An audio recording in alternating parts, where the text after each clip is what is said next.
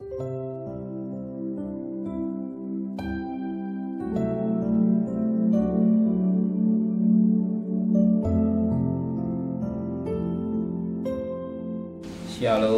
pagi bersama tundukkan kepala, pejamkan mata sejenak.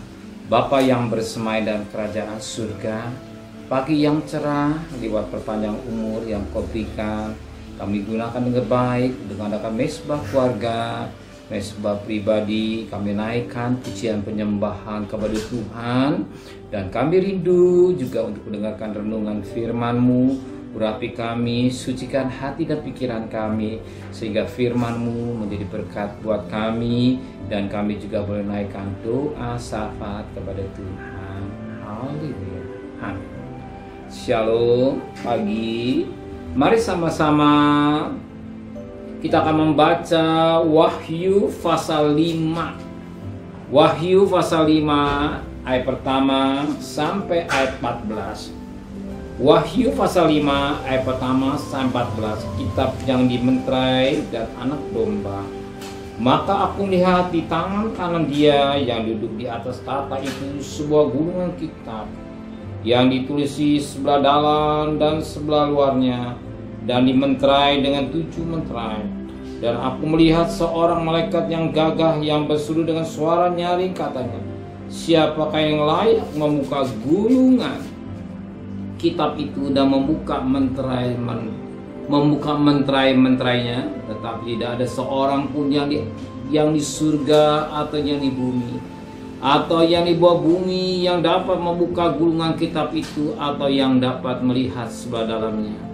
Maka menangislah aku dengan amat sedihnya, karena tidak ada seorang pun yang dianggap layak untuk membuka gulungan kitab itu ataupun melihat sebelah dalamnya. Lalu berkata seorang dari tua-tua itu kepadaku, jangan engkau menangis, sesungguhnya singa dari suku Yehuda, yaitu tunas Daud, telah menang, sehingga ia dapat membuka gulungan kitab itu dengan membuka ketujuh menterainya.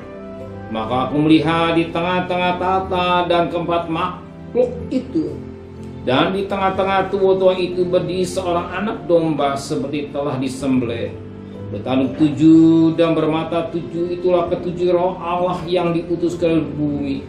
Lalu datanglah anak domba itu dan menerima gulungan kitab itu dari tangan Dia yang duduk di atas tahta itu. Ketika Dia mengambil gulungan kitab itu, tersungkurlah keempat makhluk dan ke-24 tua-tua itu di hadapan anak domba itu. Masing-masing memiliki satu kecapi dan satu cawan emas penuh dengan kemenyan. Itulah doa orang-orang kudus.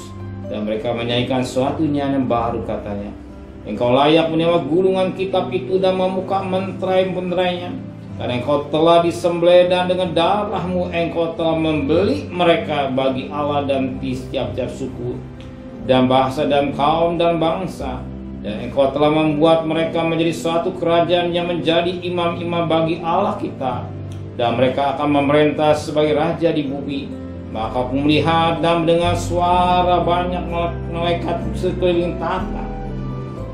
Makhluk-makhluk dan tua-tua itu jumlah mereka berlasa-lasa, beribu-ribu laksa. Katanya dengan suaranya, anak domba yang disembelih itu layak menerima kuasa dan kekayaan, hikmat dan kekuatan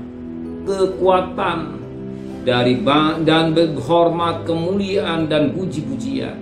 Dan aku mendengar semua makhluk yang di surga dan yang di bumi, yang duduk di bawah bumi, dan yang di laut, dan semua yang ada di dalamnya berkata, bagi Dia yang duduk di atas tahta dan bagi anak domba adalah puji-pujian dan hormat dan kemuliaan dan kuasa sampai selama-lamanya.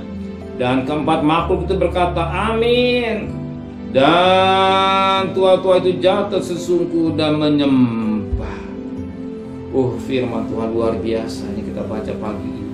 Tapi kita bacakan satu ayat khusus buat kita.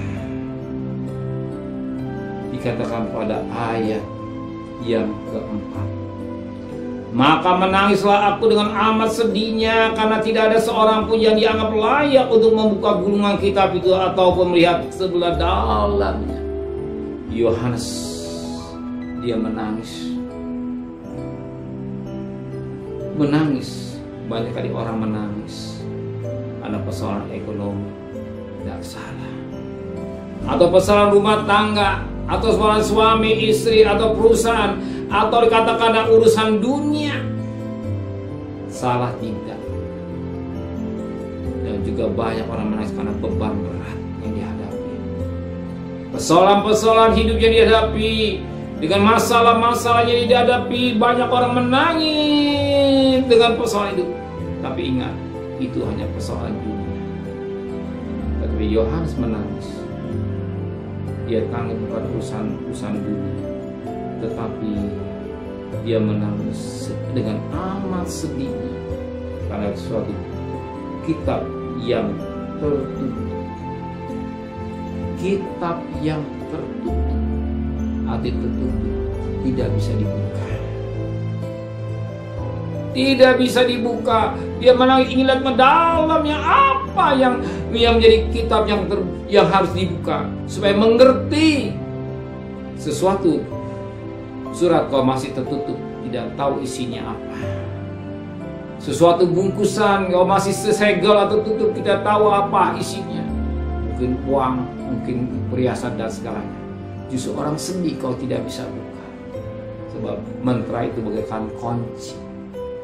Ketika ada kuncinya atau mantra itu buka, akan suatu kuat. Wah, emas, intan, berlian atau uang dan segalanya.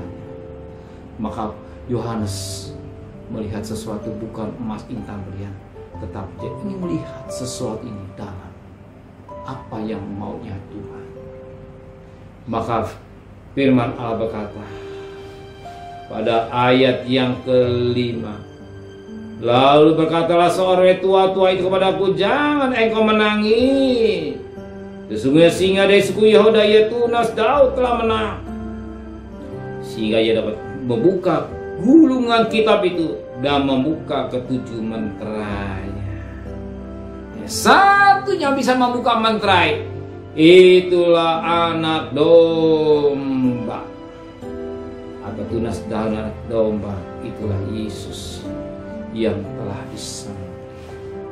Artinya domba yang belum disembelih, arti belum, tapi ada yang disembelih, ada tanda darah. Ada tanda darah, ada tanda pengorbanan. Karena domba itu dikorbankan. Dan Yesus sebagai anak domba yang disembelih. Dia ada cacat dan celah. Dia sempurna, yang mampu membuka kitab yang menterai, yang mampu membuka menterai. Maka firman Allah berkata, yang Wahyu 2 ayat 7, jika Tuhan membuka pintu, bisa menutupnya. Oh, dia menutupnya, tidak satu yang bisa membukanya. Jadi jelas dialah Alfa dan Omega, kuasa pengorbanannya, sanggup menolong dan menyelesaikan persoalan apa dia persoalan hidup yang terlalu ringan bagi Tuhan yang dihadapi. Yesus kita bisa melihat kitab yang termenterai, yang terbuka, ya. Oh, betapa indahnya. Semua sujud menyembah kepada Tuhan, semua sujud menyembah kepada Yesus, semua menyembah. Dan Tuhan yang layak dipuji, Tuhan yang layak diagungkan, Tuhan yang layak dimuliakan. Sebagaimana firman Allah berkata pada ayat yang ke dikatakan pada firman Allah ayat yang ke-13, dan aku mendengar semua makhluk yang di surga dan di bumi dan yang di bawah bumi dan yang di laut dan semua yang ada dalamnya berkata, bagi Dia, bagi Yesus yang duduk di atas tahta dan bagi anak domba ada pujian dan hormat dan kemuliaan dan kuasa sampai selama-lama. Pada anak domba yang disebut layak menerima pujian, penyembahan. Maka pada pagi hari kita selain mendengar firman Tuhan, kita juga memuji doa penyembahan kita kepada Tuhan. Kita menyembah kepada Tuhan, sebab Tuhan membutuhkan menyembah di dalam roh dan kebenaran. Amin. Terima kasih Bapa buat firman. Biarlah menteraikan firman dalam hati kami. Kami menjunjung tinggi akan pengorbanan Engkau anak domba yang disembelih, yang sanggup membuka menterai, memberikan pemberkatan kasih Bapak. Terima kasih Tuhan. Kembalikan besok pagi tubuh yang sehat dengan tidak kurang satu apapun juga. Berkati Bapak Presiden, Wakil Presiden, para Menteri, para Gubernur, para Bupati, para Wali Kota, para Camat, para Lurah, para RW, para RT, para medis, para relawan, para TNI, Polri. Berikan mereka hikmat yang dari surga, dari sana takut segala kasih. Terimalah berkat nikmat dari Allah Bapa, cinta kasih sayang dari Tuhan Yesus Kristus, dan berkat Roh Kudus menyertai saudara mulai hari ini sampai Maranatha Tuhan Yesus datang. Yang cinta dia katakan amin. Tuhan memberkati.